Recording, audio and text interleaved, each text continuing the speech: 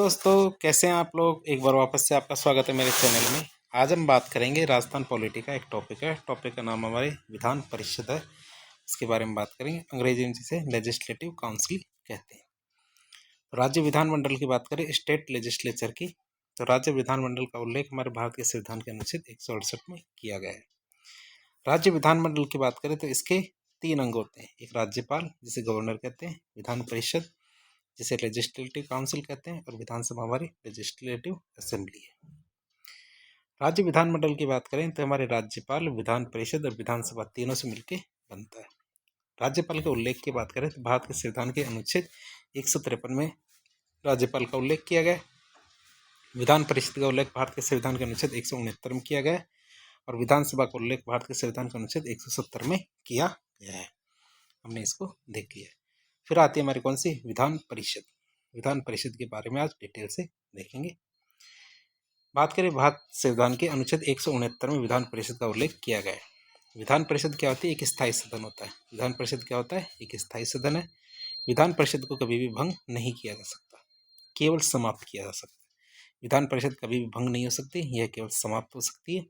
और विधान परिषद को समाप्त करने का अधिकार केवल संसद के पास है। बनाने का और समाप्त करने का अधिकार किसके पास है, संसद के पास है।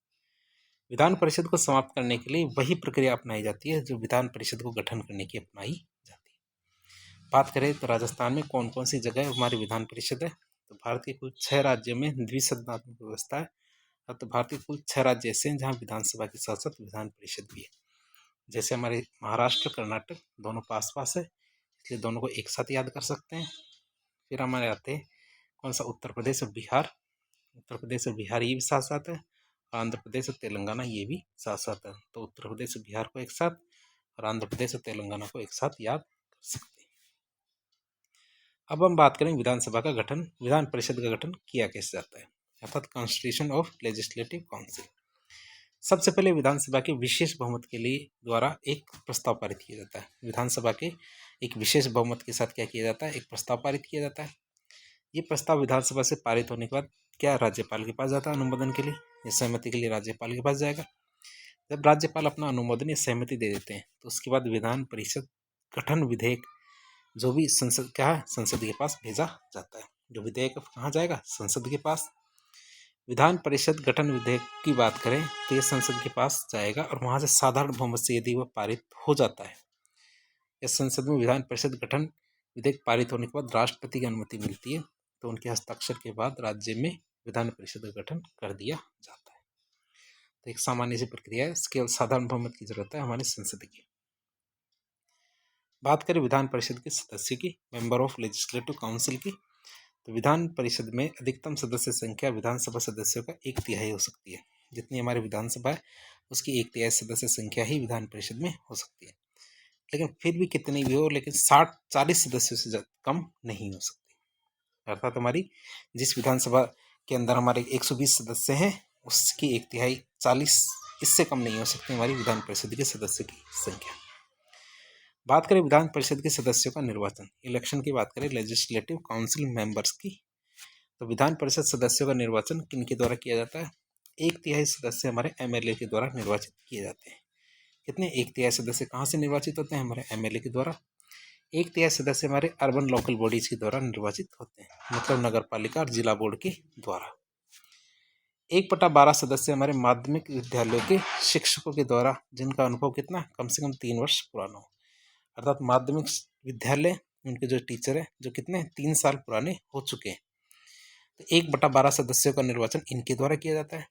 1/12 सदस्य हमारे स्नातकों के द्वारा, जिन्होंने 3 वर्ष पूर्व स्नातक की पढ़ाई पूरी कर ली थी, तो वे इसको चुनते हैं। अब आप सोच लेंगे हमने भी ग्रेजुएशन कर ली, हमसे तो कोई चुनाव नहीं कराए जाते, लेकिन चुनाव तो तब हो जब हमारे यहाँ पे विधान परिषद हो।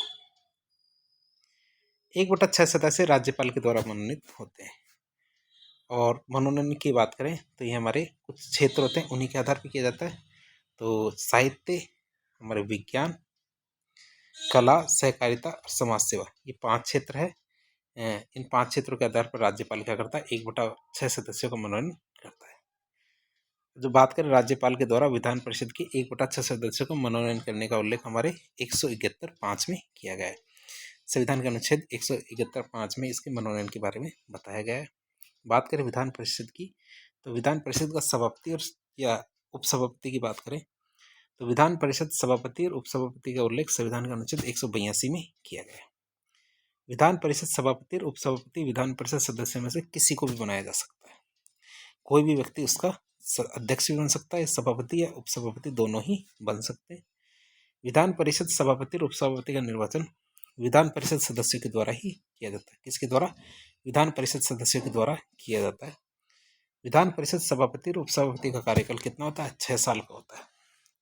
विधानसभा परिषद सभापति और उपसभापति का कार्यकाल क्या है? 6 साल का होता है, जब भी ये चुने जाएंगे। बात करें राजस्थान में विधान परिषद की, तो राजस्थान विधान परिषद की बात करें तो राजस्थान विधान परिषद के लिए निर्णय दिसंबर 2008 में वसुंधरा राजे की सरकार थी, उनके द्वारा लिया गया था। राजस्थान में विधानसभा के द्वारा विधान परिषद का प्रस्ताव 18 अप्रैल 2012 को पारित किया गया और पारित करके राज्यसभा में पेश किया गया तथा संसद में आ जाता है। राजस्थान विधान परिषद अधिनियम 2013 को राज्यसभा में 6 अगस्त 2013 को रखा गया था। राजस्थान विधानसभा के लिए संसद के द्वारा शांताराम नायक समिति का गठन किया गया, जिसके अध्यक्ष कौन थे? शांताराम नायक। और शांताराम नायक के हमारे हिमाचल प्रदेश के मुख्यमंत्री भी रह चुके हैं, लेकिन उन्होंने मना कर दिया कि राजस्थान को विधान परिषद की आवश्यकता नहीं है, तो ये हमारा राजस्थान कैंसिल हो जाता है। फिर बात करें विधान परिषद के सदस्यों की योग्यता, इनकी न्यूनतम 30 वर्ष की आयु होनी चाहिए, भारत का नागरिक होना चाहिए, लाभ के पद पे नहीं होना चाहिए। क्या? लाभ के पद पे नहीं होना चाहिए। और अन्य योग्यताएं जैसी है, जैसे हमारे सांसद के लिए योग्यताएं होती है, वही योग्यता इन पर लागू की गई।